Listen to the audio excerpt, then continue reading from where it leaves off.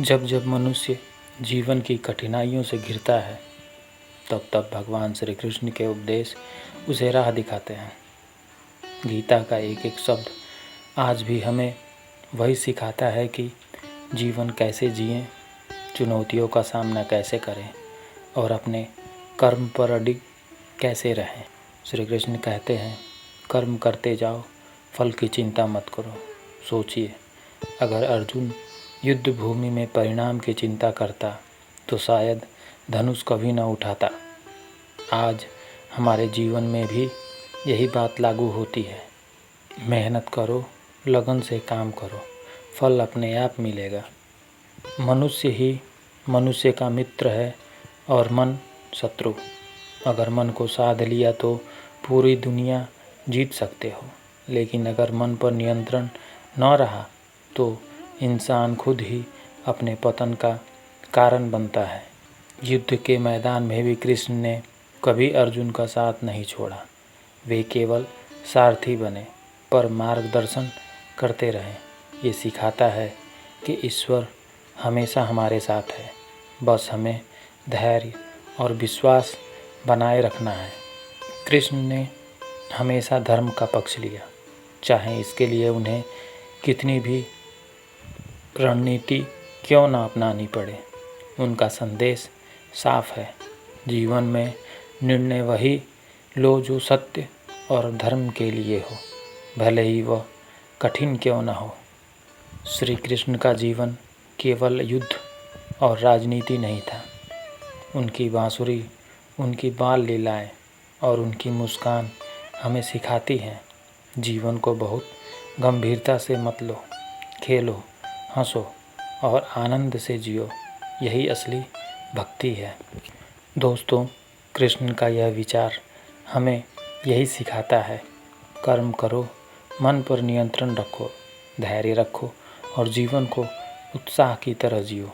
अगर इन विचारों को जीवन में उतार लिया तो हर कठिनाइयाँ छोटी लगने लगेंगी।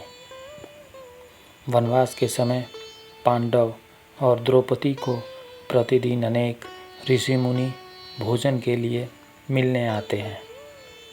पांडव सोचते थे कि इतने लोगों को रोज भोजन कैसे कराएंगे। तब सूर्यदेव ने द्रौपदी को एक अक्षय पात्र दिया। यह पात्र प्रतिदिन तब तक अन्न देता जब तक द्रौपदी स्वयं भोजन न कर ले। जैसे ही द्रौपदी खा लेती, पात्र उस दिन के लिए खाली हो जाता। एक दिन युधिष्ठिर ने कपट से ऋषि दुर्वासा और उनके हजारों शिष्यों को पांडव के पास भेज दिया ताकि वे भूखे रह जाएं और ऋषि के क्रोध से पांडव नष्ट हो जाएं। जब दुर्वासा मुनि आए, द्रौपदी पहले ही भोजन कर चुकी थी। अब अक्षय पात्र अगले दिन तक अन्न नहीं दे सकता था। वह घबराई, क्योंकि यदि मुनि भोजन से वंचित हो जाते तो उनका कोप पांडव का अंत कर सकता था। द्रौपदी ने आंखें बंद कर श्री कृष्ण को पुकारा, हे माधव, मेरी रक्षा करो, यह संकट मैं अकेली नहीं झेल सकती।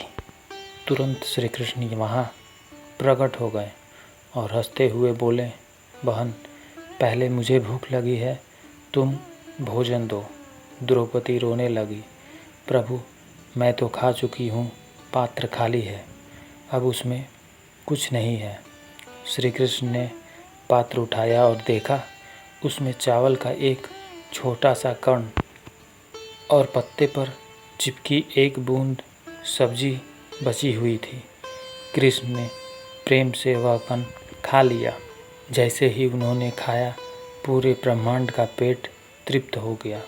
उसी समय दुर्वासा और उनके शिष्य जो नदी में स्नान कर रहे थे, अचानक अति भोजन से तृप्ति महसूस करने लगे। उन्हें लगा कि उन्होंने भारी भोजन कर लिया है। शर्मिंदा होकर वे बिना आए ही चले गए। द्रौपदी का भक्ति भाव ही उसकी सबसे बड़ी शक्ति थी। भगवान कृष्ण हमेशा अपने भक्तों की लाज रखते हैं। यह कथा सिखाती है कि सच्चे संकट में केवल श्रद्धा और समर्पण ही रक्षा कर सकती है।